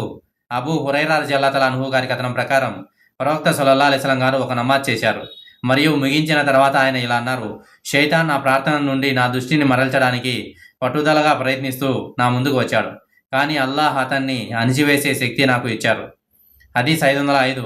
అబూ హురైరా రజియల్లాహు అన్హు గారి కథనం ప్రకారం ప్రవక్త సల్లల్లాహు అలైహి వసల్లం గారు ఇలా అన్నారు: నమాజుకు పిలుపును వినిపించినప్పుడు షైతాన్ శబ్దంతో అపానవాయువు విడుస్తూ పారిపోతాడు నమాజ్ పిలుపు ముగిసినప్పుడు అతను తిరిగి వస్తాడు. మరియు ఇకామా నమాజ్కు పిలుపు వినిపించినప్పుడు అతను మళ్ళీ పారిపోతాడు. మరియు అది పూర్తయిన తర్వాత నమాజ్ చేస్తున్న వ్యక్తికి మరియు అతని హృదయానికి మధ్య జోక్యం చేసుకోవడానికి తిరిగి వస్తాడు. ఫలానా విషయాన్ని గుర్తించుకో అని ఆ వ్యక్తి 3 రకాతులు చేశాడో లేక 4 రకాతులు చేశాడో మర్చిపోయే వరకు చెబుతూనే ఉంటాడు. కాబట్టి ఎవరైనా 3 రకాతులు చేశారో 4 రకాతులు చేశారో మర్చిపోతే అతను సహు అంటే మరుపు సజ్దాలు చేయాలి. 2 సజ్దాయ సహులు చేయాలి. సంఖ్య 506. అబూ హురైరా రజియల్లాహు అన్హు గారి కథనం ప్రకారం ప్రవక్త సల్లల్లాహు అలైహి వసల్లం గారు ఇలా అన్నారు: ఏ మానవుడైనా జన్మించినప్పుడు శైతాన్ తన 2 వేళ్లతో అతని శరీరం యొక్క 2 వైపులా తాకుతాడు. అయితే మరియం కుమారుడైన ఈసా విషయంలో మాత్రం శైతాన్ తాకడానికి ప్రయత్నించి విఫలుడయ్యాడు. ఎందుకంటే అతను దానికి బదులుగా జరాయువు పొరను తాకాడు. సంఖ్య 507. అల్కామా రజియల్లాహు అన్హు గారి కథనం ప్రకారం నేను షామ్కు వెళ్ళి ఇక్కడ ఎవరున్నారు అని అడిగాను. ప్రజలు అబూ దర్దా అని చెప్పారు. అబూ దర్దా ఇలా అన్నారు: అల్లా శైతాన్ నుండి రక్షించిన వ్యక్తి అల్లా ప్రవక్త చెప్పినట్లుగా మీ మధ్య ఉన్నాడా? ఉపకథకుడైన ముగీరా ఇలా అన్నారు: ప్రవక్త సల్లల్లాహు అలైహి వసల్లం నాలుక ద్వారా అల్లా ఆశ్రయం పొందిన వ్యక్తి అమ్మార్ బిన్ యాసిర్. సంఖ్య 508. ఆయిషా రజియల్లాహు అన్హా గారి కథనం ప్రకారం ప్రవక్త సల్లల్లాహు అలైహి వసల్లం గారు ఇలా అన్నారు: దైవదూతలు మేఘాల మధ్య భూమిపై జరగబోయే విషయాల గురించి మాట్లాడుతుండగా శైతాన్లు వారు చెప్పే మాటల్లో ఒక పదాన్ని విని ఒక సీసాలో ఏదో పోసినట్లుగా దానిని జ్యోతిష్కుడి చెవులో పోస్తారు. మరియు ఆ ఒక్క మాటకు వారు 100 అబద్ధాలను కలుపుతారు. హదీస్ 509. అబూ హురైరా రజియల్లాహు అన్హు గారి కథనం ప్రకారం ప్రవక్త సల్లల్లాహు అలైహి వసల్లం గారు ఇలా అన్నారు: ఆవలింత శైతాన్ నుండి వస్తుంది. మరియు మీలో ఎవరైనా ఆవలిస్తే అతను తన ఆవలింతను వీలైనంత వరకు నియంత్రించుకోవాలి. ఎందుకంటే మీలో ఎవరైనా ఆవలిస్తున్నప్పుడు హా అని అంటే శైతాన్ అతన్ని చూసి నవ్వుతాడు. సంఖ్య 510. ఆయిషా రజియల్లాహు అన్హా కథనం ప్రకారం ఉహద్ యుద్ధం రోజున అన్య మతస్థులు ఓడిపోయినప్పుడు శైతాన్ ఇలా అరిచారు: ఓ అల్లాదాసులారా, మీ వెనుక ఉన్న శక్తుల పట్ల జాగ్రత్తగా ఉండండి. దానితో ముందు వరుసలోని ముస్లింలు వెనుక వరుసలోని ముస్లింలతో వారి అన్నమతస్థులుగా భావించి పోరాడారు. హుదైఫా వెనక్కి తిరిగి చూసినప్పుడు తన తండ్రి అల్ యమాన్ ముస్లింలచే దాడికి గురవుతూ కనిపించారు. అతను ఓ అల్లాదాసులారా, నా తండ్రి నా తండ్రి అని అరిచాడు. అల్లా సాక్షిగా వారు అతన్ని చంపేంత వరకు ఆగలేదు. హుదైఫా, అల్లా మిమ్మల్ని క్షమించుగాక అన్నారు. ఉర్వా రజియల్లాహు అన్హు ఇలా అన్నారు: హుదైఫా అల్లాను కలుసుకునే వరకు అంటే మరణించే వరకు మంచి పనులు చేస్తూనే ఉన్నారు. తన తండ్రిని చంపిన వారిని క్షమించమని అల్లాను వేడుకుంటున్నారు. హదీస్ 511. ఆయిషా రజియల్లాహు అన్హా గారు కథనం ప్రకారం నమాజు చేసేటప్పుడు అటు ఇటు చూడటం గురించి నేను అల్లా ప్రవక్త సల్లల్లాహు అలైహి వసల్లంను అడిగాను. దానికి ఆయన ఇలా సమాధానం ఇచ్చారు: మీలో ఎవరి నమాజు నుండైనా శైతాన్ దొంగిలించేది ఇదే. హదీస్ 512. అబూ కదాదా రజియల్లాహు అన్హు గారి కథనం ప్రకారం హదీస్ నెంబర్ 513లో వచ్చింది. హదీస్ నెంబర్ 513. అబూ కదాదా రజియల్లాహు అన్హు గారి కథనం ప్రకారం ప్రవక్త సల్లల్లాహు అలైహి వసల్లం గారు ఇలా అన్నారు: మంచి గల అల్లా నుండి వస్తుంది, చెడు మరియు దుష్టకల శైతాన్ నుండి వస్తుంది. కాబట్టి మీలో ఎవరికైనా భయపడేంత చెడు కల వస్తే అతను తన ఎడమ వైపు ఉమ్మివేసి దాని కీడు నుండి అల్లాహ్ వద్ద ఆశ్రయం కోరాలి. అప్పుడు అతనికి హాని చేయదు. హదీస్ 514. అబూ హురైరా రజియల్లాహు అన్హు గారి కథనం ప్రకారం అల్లా ప్రవక్త సల్లల్లాహు అలైహి వసల్లం ఇలా అన్నారు: ఒక వ్యక్తి ఒక రోజులో 100 సార్లు ఇలా పఠిస్తే ఆరాధించబడడానికి అర్హుడు అల్లా తప్ప మరెవరూ లేరు. ఆయనే ఏకైక దేవుడు, ఆయనకు భాగస్వాములు లేరు. సర్వాధికారం ఆయనకే చెందుతుంది, సర్వ స్తోత్రాలు ఆయనకే చెందుతాయి. మరియు సర్వశక్తివంతుడు, అతనికి 10 మంది బానిసలను విడిపించినంత పుణ్యం లభిస్తుంది. మరియు అతని ఖాతాలో 100 పుణ్యాలు రాయబడతాయి మరియు 100 పాపపు పుణ్యాలు తుడిచివేయబడతాయి. మరియు ఆ రోజు ఉదయం నుండి సాయంత్రం వరకు అతను శైతాన్ నుండి రక్షించబడతారు. మరియు అతను చేసిన దానికంటే ఎక్కువ చేసిన వాడు తప్ప మరెవరూ అతని కంటే గొప్పవారు ఉండరు. హదీస్ 515. సాద్ బిన్ అబీ వక్కాస్ రజియల్లాహు అన్హు గారి కథనం ప్రకారం ఒకసారి ఉమర్ రజియల్లాహు అన్హు అల్లా ప్రవక్తను చూడడానికి అనుమతిని కోరారు. ఆయనతో పాటు కొంతమంది ఖురైషీ స్త్రీలు ఉన్నారు. వారు గట్టిగా అరుస్తూ ఆయనతో మాట్లాడుతూ మరింత ఆర్థిక సహాయం కోసం అడుగుతున్నారు. ఉమర్ రజియల్లాహు అన్హు లోపలికి రావడానికి అనుమతి కోరగానే ఆ స్త్రీలు వేగంగా లేచి తమను తాము కప్పుకోవడానికి తొందరపడ్డారు. అల్లా ప్రవక్త ఉమర్ రజియల్లాహు అన్హును లోపలికి అనుమతించినప్పుడు ఆయన చిరునవ్వుతో ఉన్నారు. అప్పుడు ఉమర్, ఓ అల్లా ప్రవక్త, అల్లా మిమ్మల్ని ఎల్లప్పుడూ సంతోషంగా ఉంచుగాక అని అడిగారు. అల్లా ప్రవక్త ఇలా అన్నారు: నాతో ఉన్న ఈ స్త్రీలను చూసి నేను ఆశ్చర్యపోతున్నాను. మీ స్వరం వినగానే వారు తమను తాము కప్పుకోవడానికి తొందరపడ్డారు. ఉమర్, ఓ అల్లా ప్రవక్త, వారు మీకు భయపడడానికి మీకే ఎక్కువ హక్కు ఉంది అన్నారు.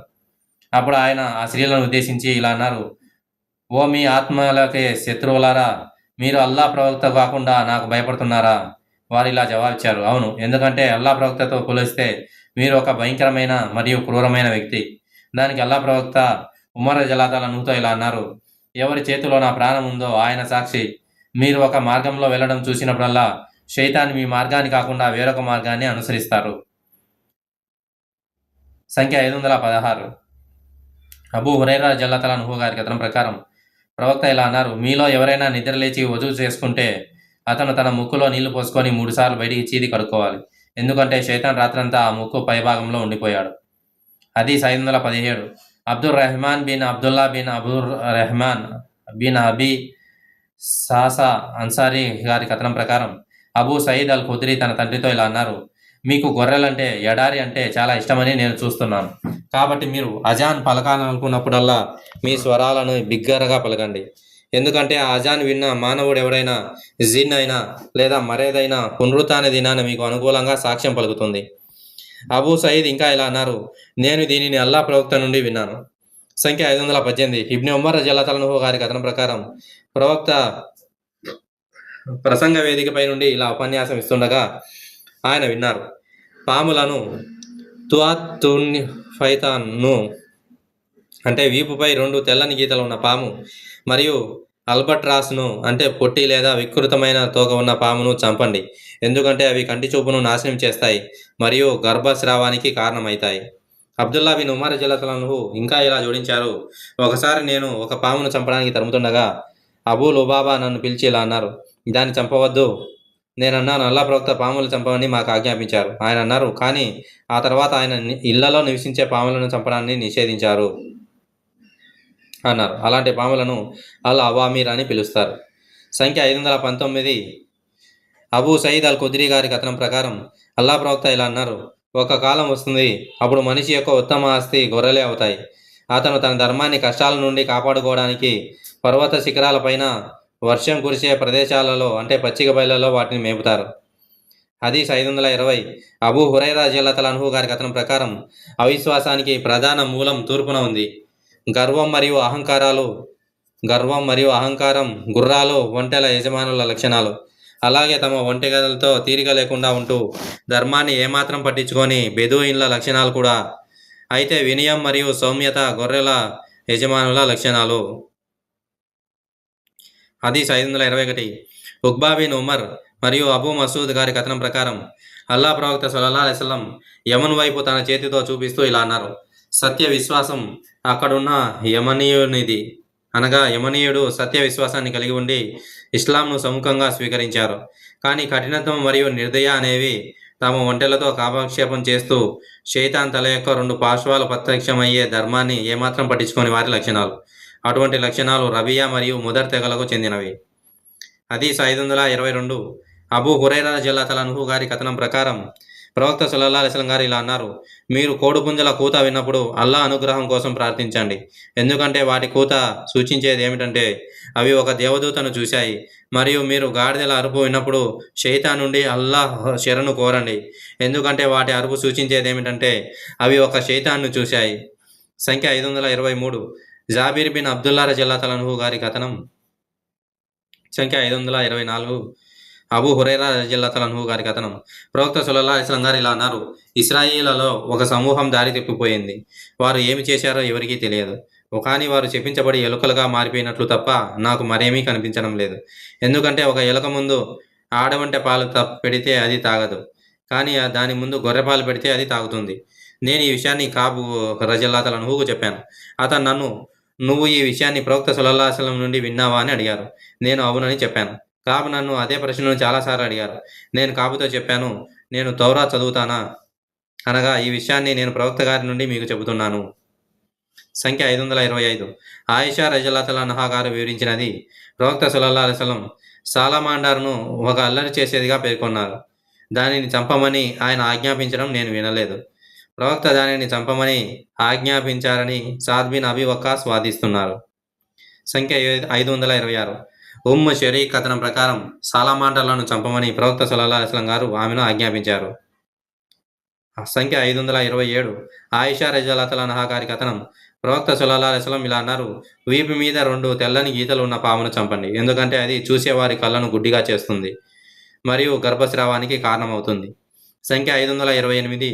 ఆయిషా రజల్లాహు అన్హా గారి కథనం ప్రకారం పొట్టి తోక లేక వికృత తోక గల పామును చంపాలి అనగా ప్రవక్త సల్లల్లాహు అలైహి వసల్లం గారు ఆజ్ఞాపించారు. ఎందుకంటే పొట్టి తోక లేదా వికృత తోక గల పామును చంపాలి అని ప్రవక్త గారు ఆజ్ఞాపించారు. ఎందుకంటే అది చూసేవారి కళ్ళను గుడ్డిగా చేస్తుంది మరియు గర్భస్రావానికి కారణమవుతుంది.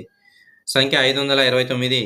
అబూ ములైకా రజల్లాహు అన్హు గారి కథనం ప్రకారం ఇబ్నే ఉమర్ రజల్లాహు అన్హు పాములను చంపేవారు. కానీ ఆ తర్వాత వాటిని చంపడాన్ని నిషేధించి ఇలా అన్నారు, ఒకసారి ప్రవక్త సల్లల్లాహు అలైహి వసల్లం ఒక గోడను కూల్చివేసి అందులో పాము విడిచిన చర్మాన్ని చూశారు. ఆయన పాము కోసం వెతకండి అని అన్నారు. వారు దానిని కనుగొన్నారు. ప్రవక్త దానిని చంపండి అని అన్నారు. ఈ కారణంగా నేను పాముల్ని చంపేవాడిని. ఆ తర్వాత నేను అబూ లుబాబాను కలిశాను. ఆయన నాతో ఇలా చెప్పారు, ప్రవక్త గారు ఇలా అన్నారు, పొట్టి తోక గల లేదా తోక వికృతంగా ఉండి ఊపి మీద 2 తెల్లని గీతలున్న పామును తప్ప మిగతా పాములను చంపవద్దు, ఎందుకంటే అవి గర్భస్రావానికి కారణమవుతుంది మరియు ఒకరిని అంధుడిని చేస్తుంది, కాబట్టి దానిని చంపండి. సంఖ్య 530. నాఫీ రజల్లాహు అన్హు గారి కథనం. ఇబ్నే ఉమర్ పాములను చంపేవాడు, కానీ ఇళ్లలో నివసించే పాములను చంపడాన్ని ప్రవక్త గారు నిషేధించారని అబూ లుబాబా అతనికి తెలియజేసినప్పుడు అతను వాటిని చంపడం మానేశారు. సంఖ్య 531. ఆయిషా రజల్లాహు అన్హా గారి కథనం. ప్రవక్త సల్లల్లాహు అలైహి వసల్లం గారు ఇలా అన్నారు, 5 రకాల జంతువులు అల్లరి చేస్తాయి మరియు వాటిని పవిత్ర స్థలంలో కూడా చంపవచ్చు. అవి ఎలుక, తేలు, గద్ద, కాకి మరియు పిచ్చుకుక్క. 532. అబ్దుల్లా బిన్ ఉమర్ రజల్లాహు అన్హు గారి కథనం ప్రకారం అల్లాహ్ యొక్క ప్రవక్త సల్లల్లాహు అలైహి వసల్లం గారు ఇలా అన్నారు, ఇహ్రాం స్థితిలో ఉన్న వ్యక్తి ఈ 5 జంతువులలో దేన్నైనా చంపడం పాపం కాదు. తేలు, ఎలక, పిచ్చికుక్క, కాకి మరియు గద్ద. సంఖ్య 533. జాబిర్ బిన్ అబ్దుల్లా రజల్లాహు అన్హు గారి కథనం. ప్రవక్త సల్లల్లాహు అలైహి వసల్లం గారు ఇలా అన్నారు, మీ పాత్రలను మూసి ఉంచండి, మీ నీటి సంచులను కట్టండి, మీ తలుపులు మూసివేయండి మరియు రాత్రిపూట మీ పిల్లలను మీకు దూరంగా ఉంచుకోండి, ఎందుకంటే ఆ సమయంలో జిన్నులు బయటికి వచ్చి వస్తువులను ఎత్తుకుపోతాయి. మీరు పడుకునేటప్పుడు మీ దీపాలను ఆర్పివేయండి, ఎందుకంటే అల్లరి చేసేవాడు అంటే ఎలుక కొవ్వొత్తిని లాక్కెళ్ళి ఇంటిలోని వారిని కాల్చివేయవచ్చు. అతా అలైహిస్సలాం ఇలా అన్నారు, జిన్నులకు బదులుగా దయ్యాలు. సంఖ్య 534. అబ్దుల్లా రజల్లాహు అన్హు గారి కథనం. ఒకసారి మేము ఒక గుహలో అల్లా ప్రవక్త సల్లల్లాహు అలైహి వసల్లంతో కలిసి ఉన్నాం. అక్కడ సూరా ముర్సలాత్ అవతరించింది మరియు మేము దానిని అల్లా ప్రవక్త సల్లల్లాహు అలైహి వసల్లం నుండి నేర్చుకుంటున్నాము. అకస్మాత్తుగా ఒక పాము దాని కన్నం నుండి బయటకు వచ్చింది. మేము దానిని చంపడానికి దాని వైపు పరిగెత్తాము, కానీ మేము దానిని పట్టుకోకముందే అది వేగంగా తన కన్నంలోకి తిరిగి వెళ్ళిపోయింది. అల్లా ప్రవక్త ఇలా అన్నారు, ఇది మీ కీడు నుండి రక్షించబడింది మరియు మీరు దాని కీడు నుండి రక్షించబడ్డారు. సంఖ్య 535. ఇబ్నే ఉమర్ రజల్లాహు అన్హు గారి కథనం ప్రకారం ప్రవక్త ఇలా అన్నారు, ఒక పిల్లి కారణంగా ఒక స్త్రీ అగ్నిలోకి ప్రవేశించింది. సంఖ్య 536. అబూ హురైరా రజల్లాహు అన్హు గారి కథనం ప్రకారం ప్రవక్త గారు ఇలా అన్నారు, ఒకసారి ప్రవక్తలలో ఒక ప్రవక్త ఒక చెట్టు కింద విశ్రాంతి తీసుకుంటుండగా ఒక చీమ ఆయనను కుట్టింది. అందువల్ల ఆయన తన సామానును ఆ చెట్టు కింద నుండి తీసివేయమని ఆజ్ఞాపించారు. ఆ తర్వాత చీమల నివాసానికి నిప్పు పెట్టమని ఆజ్ఞాపించారు. అల్లా అతనికి ఒక దైవవాణిని పంపారు, నిన్ను కుట్టిన ఒక చీమను కాల్చివేస్తే సరిపోదా?